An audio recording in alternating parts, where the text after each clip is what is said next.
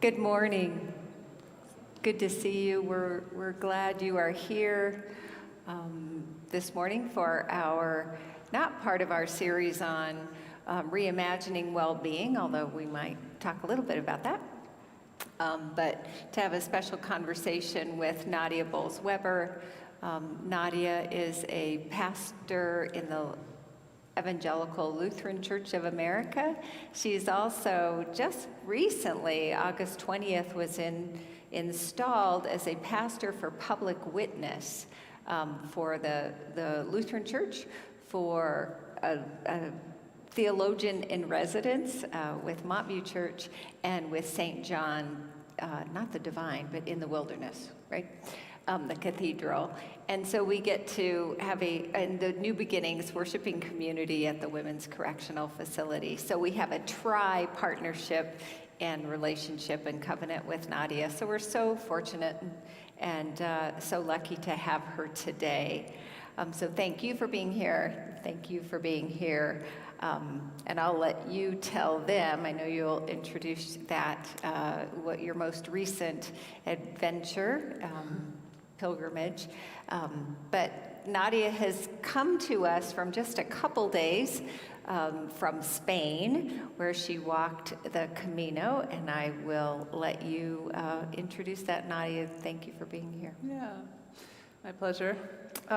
It's interesting because I have this, everyone keeps calling it like a new position, and yet it really, like the installation that I had was really just a sort of celebration of what I was already doing, or my denomination officially claiming me, the work that I do.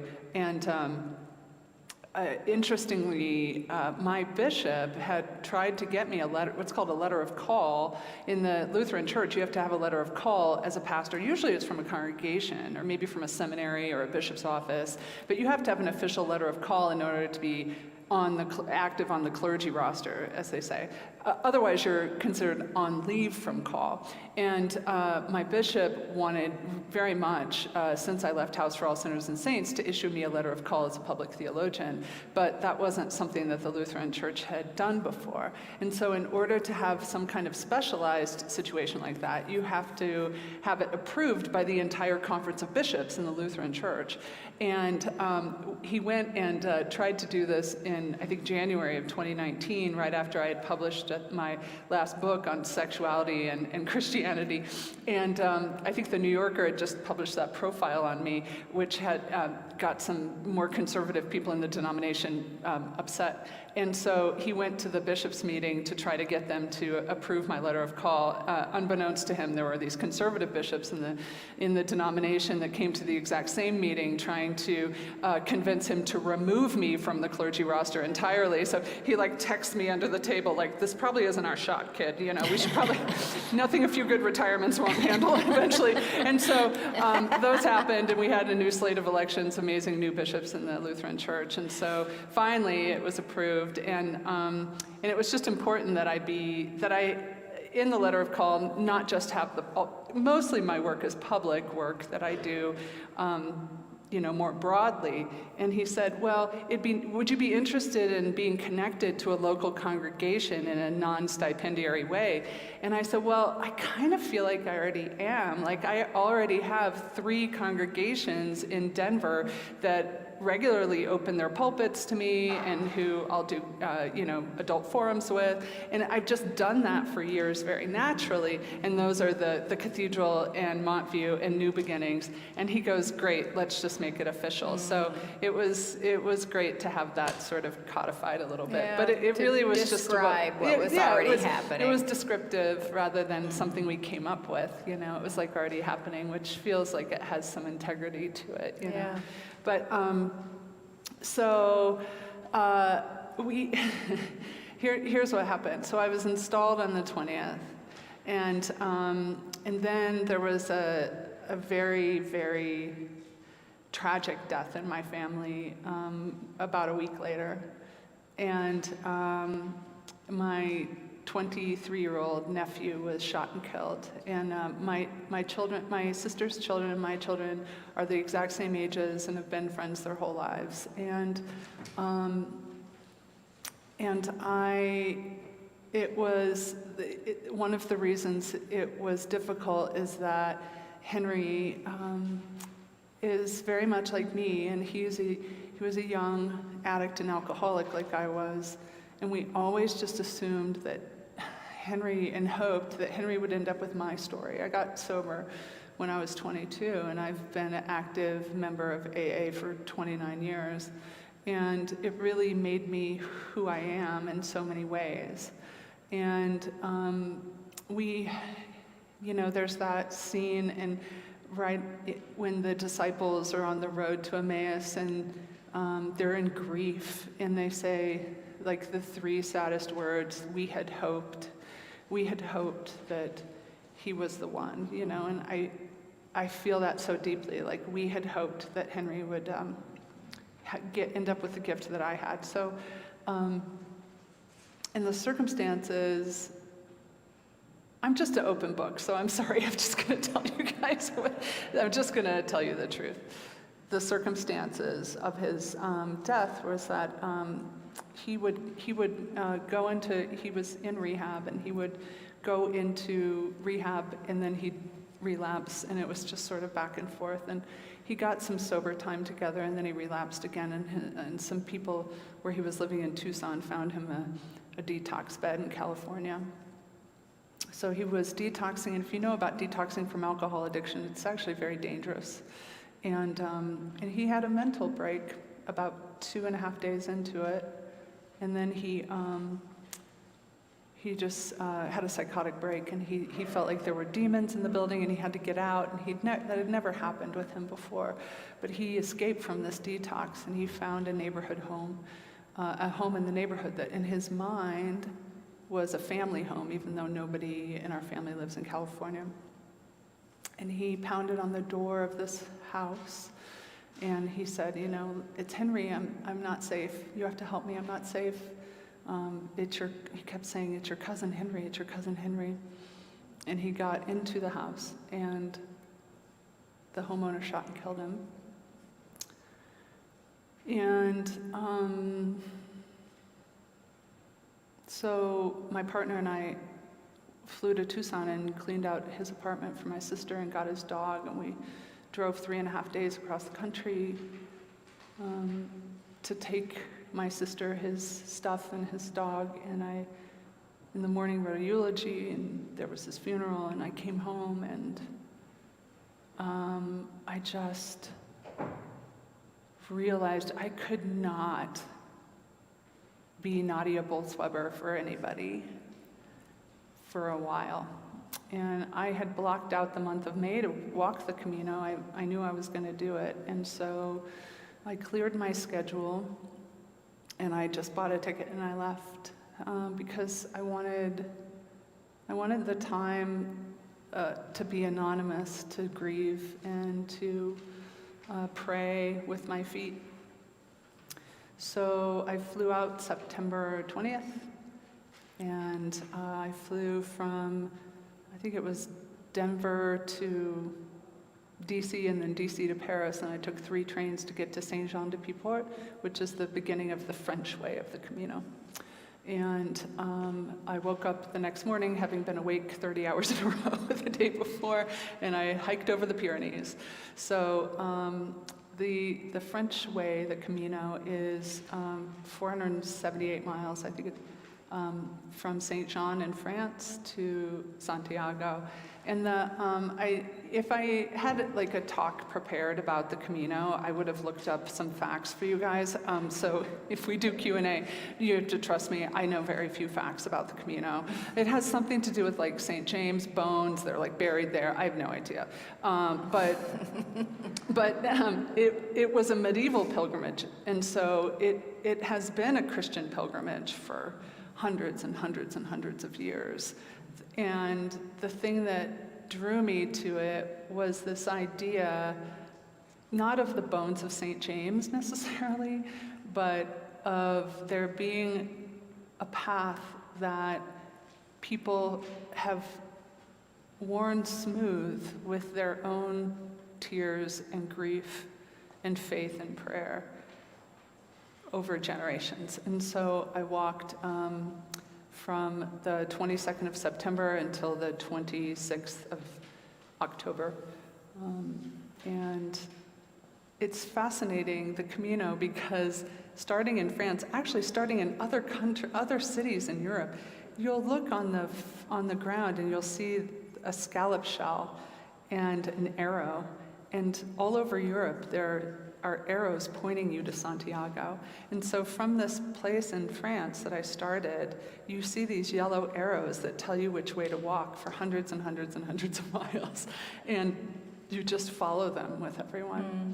So the experience for me, I'm still, it did feel like being in a trance state to walk 10 to 20 miles every day. And you're in these beautiful vistas. And one of the glorious things about walking the Camino is you're just in this beautiful landscapes every day, walking through these beautiful landscapes, and then you enter these little medieval villages.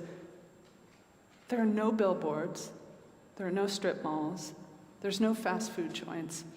In our visual, we have so much pollution in our visual field all the time as Americans, that it was a cleanse from that, which that alone makes it worthwhile. But I would never do like the Appalachian Trail or the PCT, these through hikes people do, because one of the great things about the Camino is you hike for a couple hours and then you stop and you get a cafe con leche and a chocolate croissant, and then you hike some more. You know, so that's not available on the Appalachian Trail. So I don't think cultured. And there's people from all over the world who are doing this. And for some, it's a religious pilgrimage, like it was for me. And for some, it's just a time away. I found most of the people I encountered were in transition of some kind. They just quit their jobs, like half of the rest of the planet.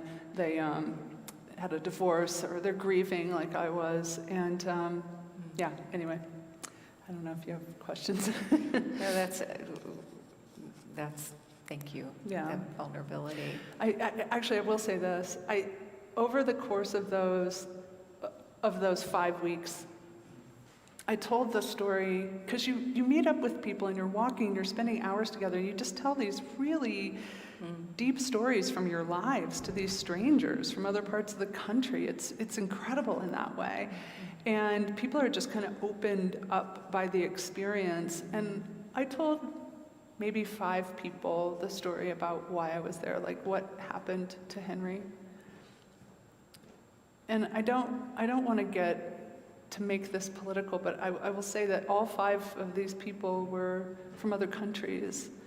And they all asked, how long is the person going to be in prison? And I was like, oh, no, sorry, totally legal here. Someone enters your house, you're afraid. It's completely legal to shoot and kill them. And they were horrified, horrified. They're like, if that happened in my country, that somebody, and I don't wish the person who shot, I truly do not wish for that person to go to prison. I don't think the suffering of another person will in any way alleviate the suffering we're experiencing. But it was jarring how the intense reaction from people from other countries. And then I met this man a couple days before it was over who was Vietnam vet. He's in his mid-60s, late 60s maybe, Vietnam vet. He'd been a prison guard his whole career. And we had American guy. We had breakfast, and he was the only American I told the story to. And he cried when I told him the story. He was this tender-hearted man, and I looked at him and I said, how has that heart that you have survived your career choices? I don't understand. And he's like, I quit, and I'm in therapy for a long time.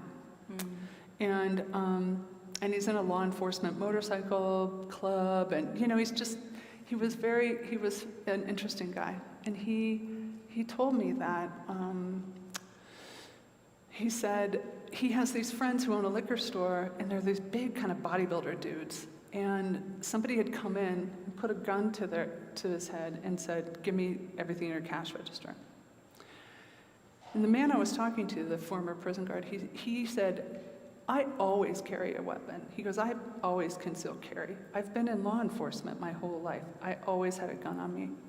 And I watched the video, the security video of this happening, and I asked my friends, and I said, if I was there and I was armed, would you have wanted me to take a shot? And they looked at me and they went, oh my God, no, it was $400. It was $400. Like, why would you shoot somebody for $400? And this man that I met said, I did not carry a weapon for one more day of my life after that.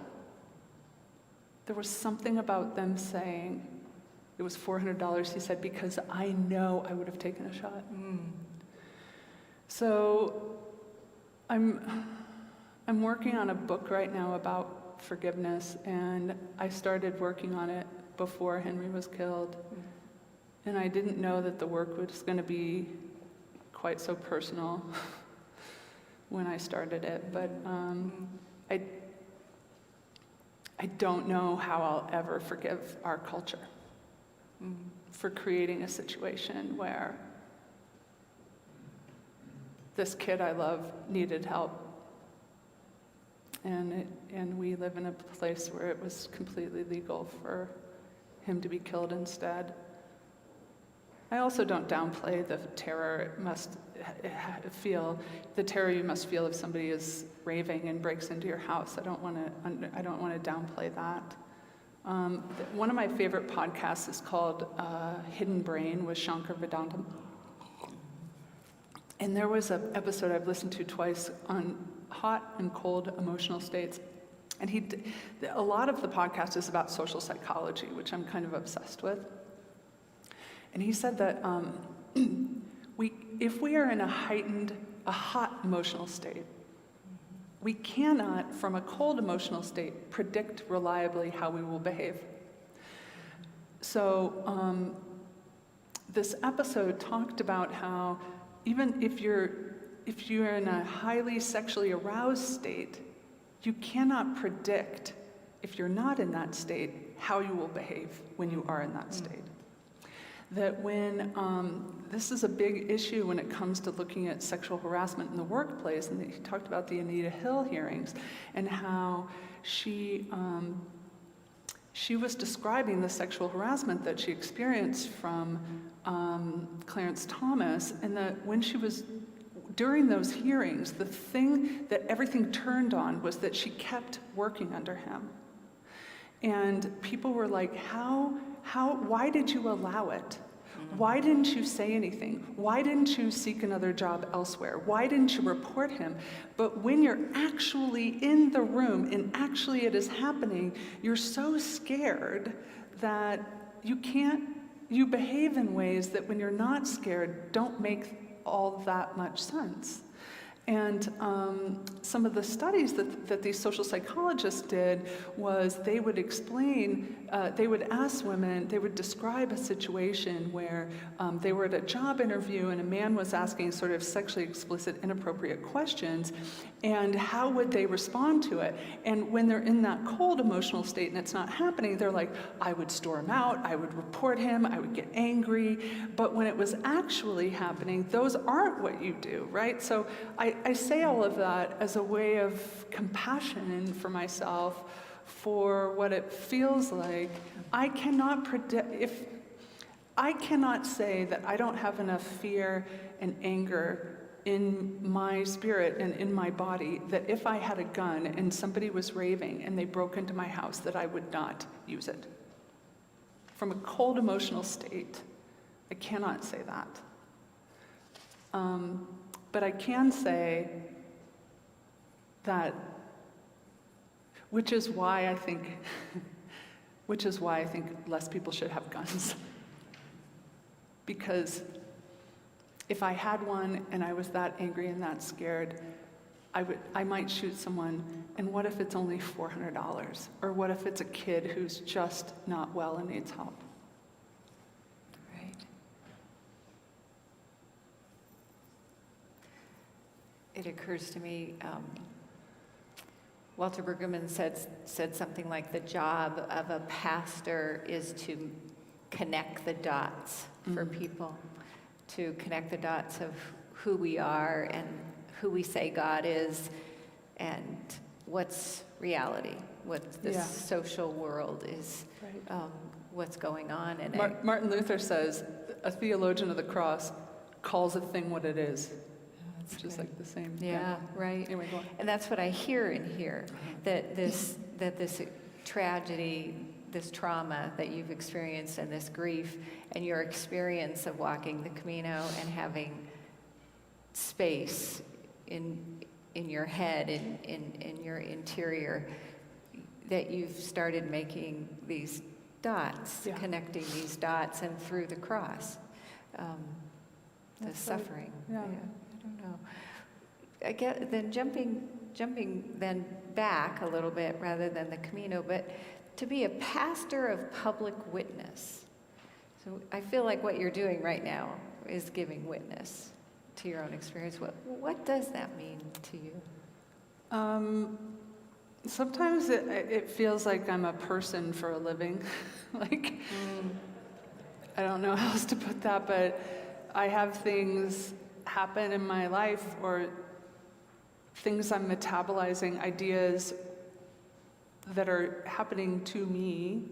I mean, forgive the French, but I've been telling people when I say I'm writing a book about forgiveness, I'm very clear to say it's from the standpoint of an asshole, not an expert. So it's from somebody who is who struggles and for whom it's not easy.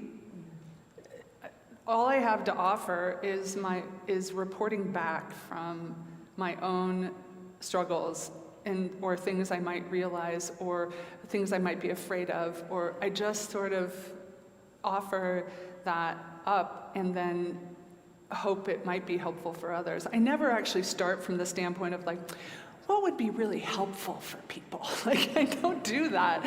I feel like my work would make a really terrible turn if my starting point was, what would people think was a good essay? Or like, what do people need to hear? I don't do that. I more go, like, when I was at House for All Sinners and Saints, Pam can attest to this, that my congregation would sometimes say, like, we're so glad we have a preacher who's clearly preaching to herself and letting us overhear it.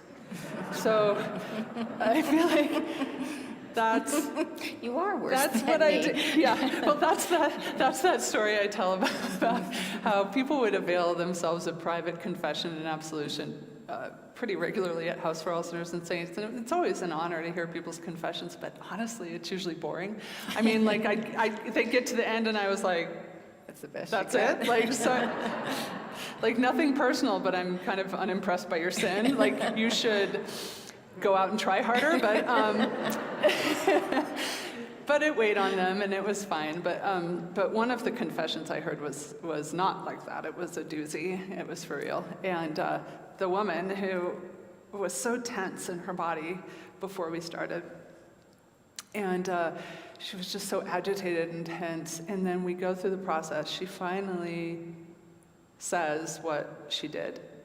And there's this beautiful line in the rite of private confession and absolution in the Lutheran worship thing. And it says, "Do you believe that the word of forgiveness that I am about to say to you comes from God?"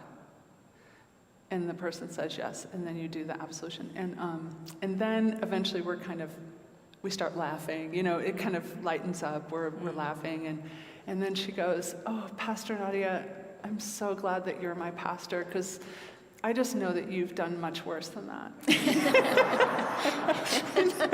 Like, it's like a service I offer. Further along the Camino. So, yeah. That's great. So back to the Camino. Were there, or just describe a vulnerable moment, if you would, whatever that might What emerges for you in that? I can say that I have never in my life discussed my own feet with strangers quite as much as I did on the Camino. All the people who walk the Camino are, your feet are a topic of conversation. Nor have I touched my own feet while other people are eating quite some. I mean, just all of those sort of mores are just thrown out the window for pilgrims. And so there's that. Yeah. I teamed up with this young Korean-German woman, she's 36, named JJ, on the first day we met, and we just kind of teamed up and did it together for a couple weeks. And she was like tending to my feet, at night, and so that's vulnerable. Also, I didn't know, I was planning on learning about the Camino, maybe reading one of the guidebooks, learning a few phrases in Spanish. I mean, getting in better shape for it. I was planning all of that. I was going to do all of that leading up to May, and then I just went cold. So I did not read a single guidebook. I mean, which the cool part of that is that other people who were reading the books were like, today's the day when we see X. Like, they knew it was coming up. For me, every day was like, I turn the corner, I'm like, oh my gosh, look at that. Like, I had no idea it was coming up, So that was a great way to experience it. But I think the hard part of it is that whole, like, wherever you go, there you are thing. Like, I was confronted with some of my own stuff that just follows me everywhere I go, things I struggle with. It's not like, oh, I'm on pilgrimage and I'm praying and I'm in this beautiful setting and no one knows who I am. It still was there. Like, it didn't matter. I was still struggling with the same stuff that I've struggled with for so long. And I think, if anything, having it condensed and so obvious and right there, I feel like I was able not to change who I was, but to honestly more deeply accept that that's who I was. I mean, I've had this thing my whole life, like this desire of, I want to be part of a community. And it's this, like, I think it's because I see other people who are parts of communities, and I imagine it feels good. And so I want that. yeah.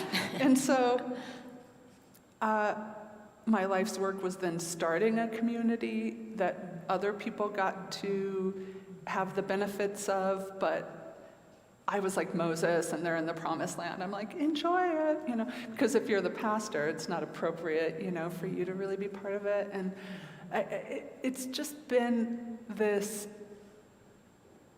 thing out there in my life over and over. Oh, I wish I had this. It's been this longing, I guess.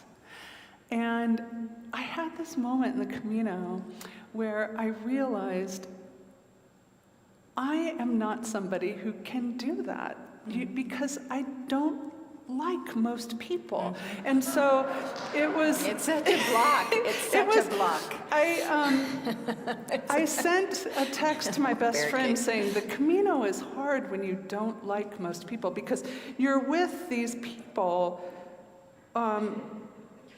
this just group that started the same day as you. And every time you stop for coffee, they're there. And every town you stop in to stay, the same people are there. I said, it's like a mild horror film in which you're forced to walk 15 miles every day, but it's through gorgeous, M. Night Shyamalan, it's like through gorgeous Spanish countryside. However, no matter how far you walk, every village you get to, every new town you stop in, the same 20 annoying people are there already. So It's a tour that you didn't expect. It was a tour. It was horrible on that level because the first pilgrim I met because I'd read all this stuff on Facebook groups for the Camino, like you get this Camino family and this community, and you make lifelong friends and all that, right? And I was like, oh, that sounds so nice, forgetting I'm misanthropic. And then I'm on the train coming in, the very first pilgrim I meet, I quickly dubbed the Canadian mansplainer because he was an expert in everything, including the thing I have 2 degrees in. And I couldn't listen to him hold forth anymore, and this was the first day, and so a Canadian. I could not shake the guy. I could not shake this guy. So finally, this was 3 weeks of these people, the Canadian mansplainer, and some lovely people, some people I really did happen to like, and so I realized I have to get away from all of them, and so I thought I could take a cab and skip one day ahead. And so I did. I skipped an entire day ahead. And then that felt like my Camino started when I was alone. And I did 15 days with completely alone. I didn't see I hardly saw any pilgrims when I was walking. I stayed in places that were smaller villages than where everyone was congregating. I stayed alone. I ate almost every single meal alone. I had 3 or 4 conversations in like 15 days. And it was amazing. And the day I got free, that I broke away, I can't see anyone ahead of me, behind me. I start laughing like a mad woman. Like, I could not stop laughing. Like, if somebody was watching, they would be like, she has lost her mind, because I'm alone, and I just break down laughing so hard. And I was laughing at myself. I was just laughing at, like, watching that struggle of the 3 weeks that I experienced, and all of my hopes and dreams about the Camino family and the community. And I did get to this place of, like, it's okay that you're wired in a way that you probably won't be part of a community in this way that you imagine it your whole life. And it was this act of love towards myself to be like, it's just how you are, and it's okay, you know? And that I felt so free from that I laughed, you know? Wow, totally. That's a book.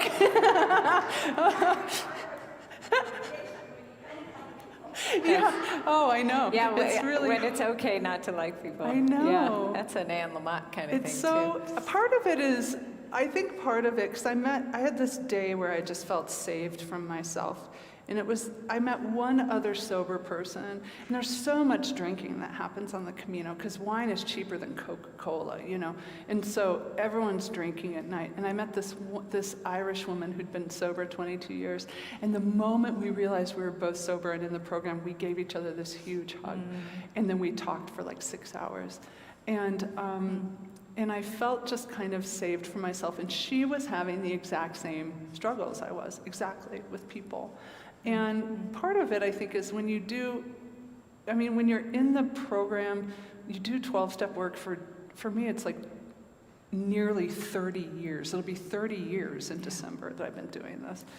Your ability to be around people who are false in any way, you can't bear it. It's just, it's hard. And so she helped me sort of have more compassion for myself, I think, as well. What about the basics? How was it physically? How was it on your body? Well, at the end of each day, I felt destroyed, and I thought, I'm gonna have to have a rest day. And then, like, you take a shower, you eat, you find some food, you sleep, and then in the morning, our bodies are amazing at their ability to recover. And in the morning, I'd be like, okay, let's go. And I think the Camino helped me appreciate my body more because of what she was doing for me and how magnificently she can recover. And so, yeah, it's hard on the feet, and a lot of people do get injured, and I wasn't. And me and Sophie, this British woman, and JJ, the Korean-German woman, we walked together a lot, and we had a practice every night when we finally took our shoes off after we arrived. We would actually verbally thank our feet. Like we would say, thank you feet, and we'd massage them. So it really does we spend so much of our lives not really in our bodies, Right, you know? and not appreciating them. And not appreciating them or berating them or being disappointed in them. Yeah. And this was the opposite for me, I think.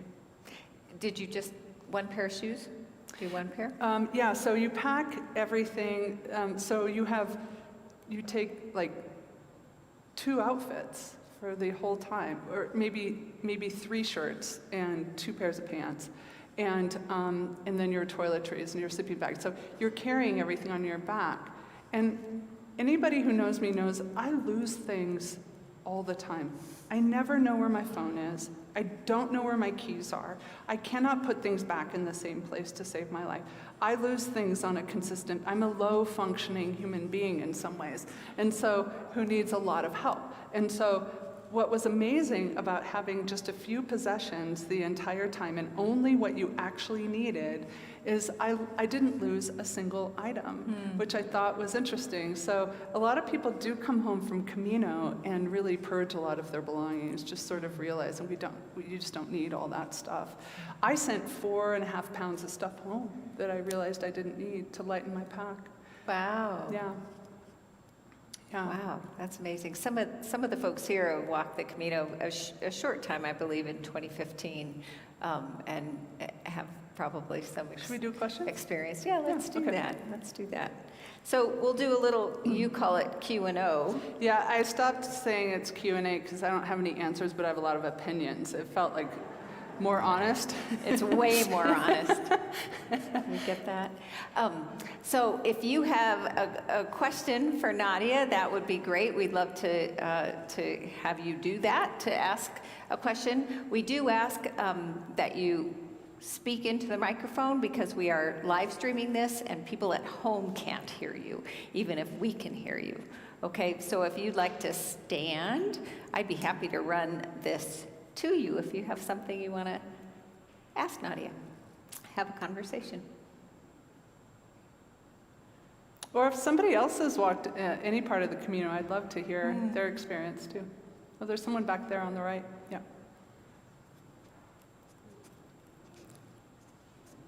I should take my heels off on this. Oh, nice guy. Nadia, thank you so much for sharing your experiences and being vulnerable. It's really humbling and inspiring to listen to. I was just curious if you felt any closer to God or had any like sort of spiritual revelation on the Camino. If you feel comfortable sharing, just did something about that setting help increase the probability of such an experience? Thank you. I think, so my friend Pam is here, and she was a member of House for All Sinners and Saints for years, and I wrote something recently about how much I loved walking and being outside and how amazing it was after the Camino, and she left a comment like, it's good for you to hear that. It's good to hear you say that because I am known for being indoorsy. So much so that if I go out to eat with friends and the hostess is like, do you guys want to sit inside or outside? I glare at them until they say inside. I'm like, why would you sit outside when inside is available? Like, so I have never been like outdoorsy. And now I think I've had some other experiences in the past few years that have changed that for me. But if you talk about the idea of being closer to God, I think the decluttering of what I had to do in the day, what I had to think about, the visual decluttering, the being outside, the sun, the being in my body, to me, when people say, did you get closer to God, I feel like it's like this, that we have preconceived ideas about what that would look like if it had happened. And I feel like I let some of those go. And I had moments of being blissed out. I mean, full of bliss. And I would make videos for Eric sometimes of like a 360 view of where I was, because it was just devastatingly beautiful. And I didn't watch those till I got to Santiago, and I watched them. I sound stoned out of my mind in these videos. I'm like, oh my God, it's so beautiful.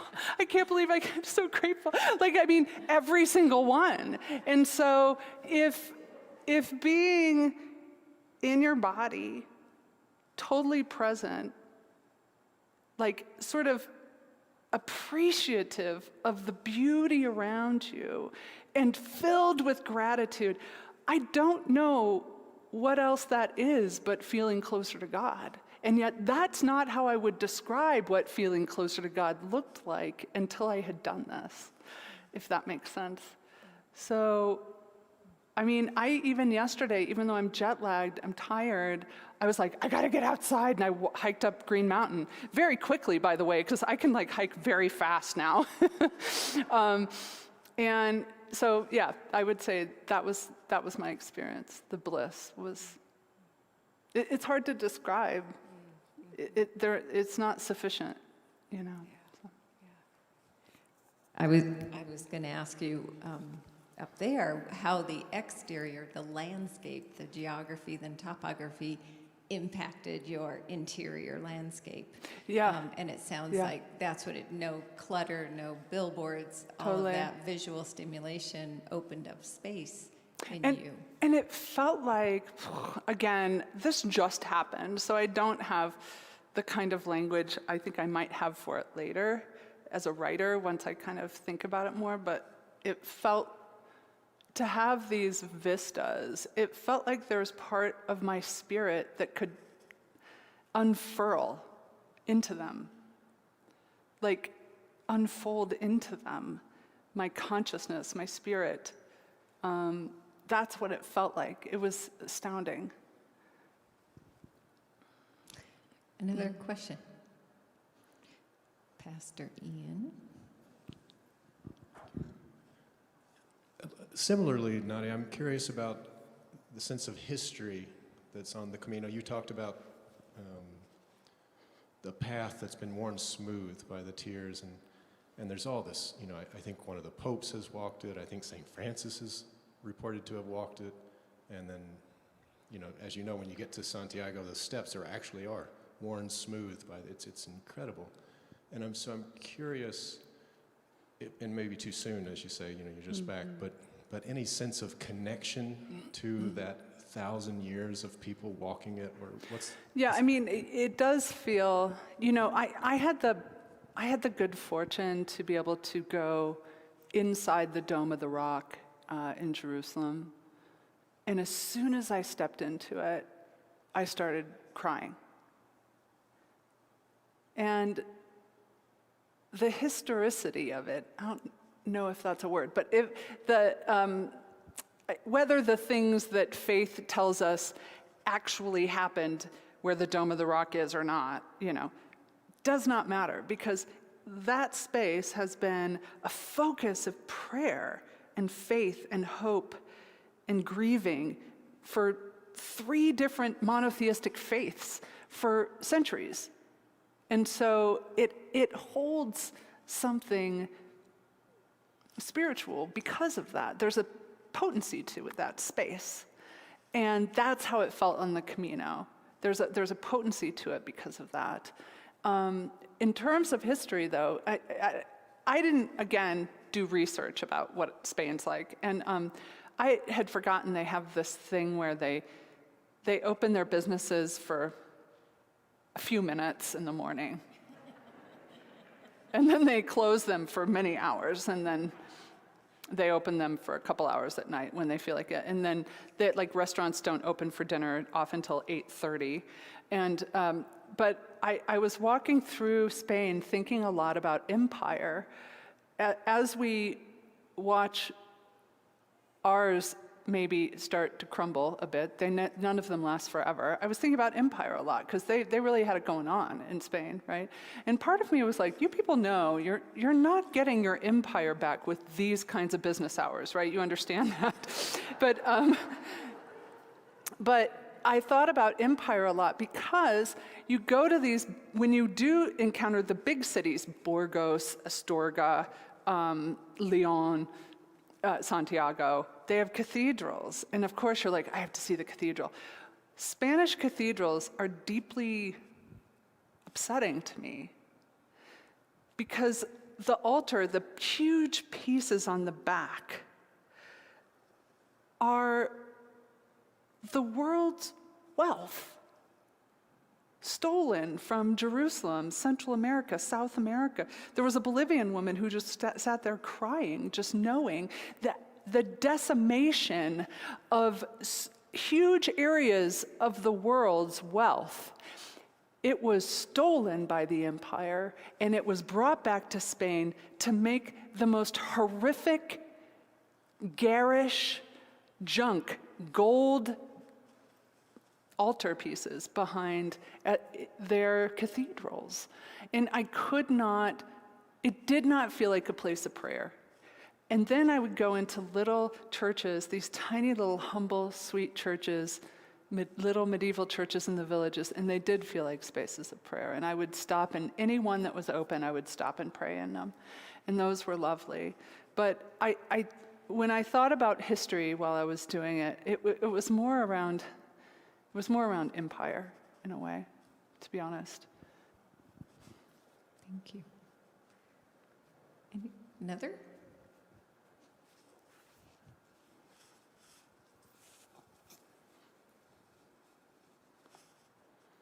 Anyone else who has walked, who wants to share? No? Quiet bunch. Nancy?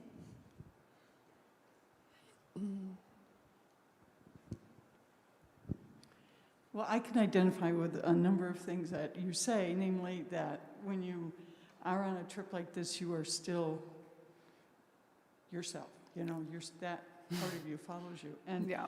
so I walked the last 2 lengths, and I don't know if they were full legs of the Camino, but and with my wife Debbie, who everyone knows is this beautiful Miss Congeniality, and then a Spanish woman who was there because her son, she was there when we walked with her because her son was suffering from some health issues, so it really was a pilgrimage from her, for her.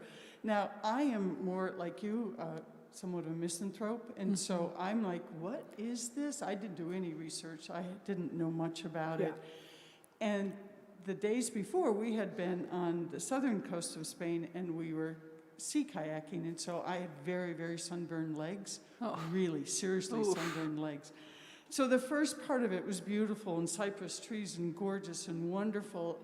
And then I kind of myself caught up with myself because we got to this point that my legs were bothering me so much, and the 2 of them were in their bliss.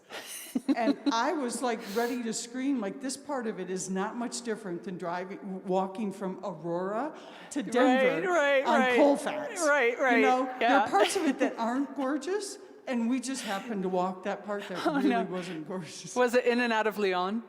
No, it was just walking into Santiago. Oh, yeah, into Santiago. Yeah. And then once we got to Santiago, I was so thankful for our Spanish friend who then could get me prescription drugs for my legs. Yes, you know? yes. Yeah. But it was an amazing experience, you're right. But I had to like remove myself from myself for a little bit of that. Totally, yeah. Thanks, Nancy. One more. Oh, well, we're a little bit late. We said 10:15. Do you want to call it? Yeah. All right, we're going to call it. Thank you all so much for coming, and please give a special thanks to Nadia for sharing this. Thank morning. you.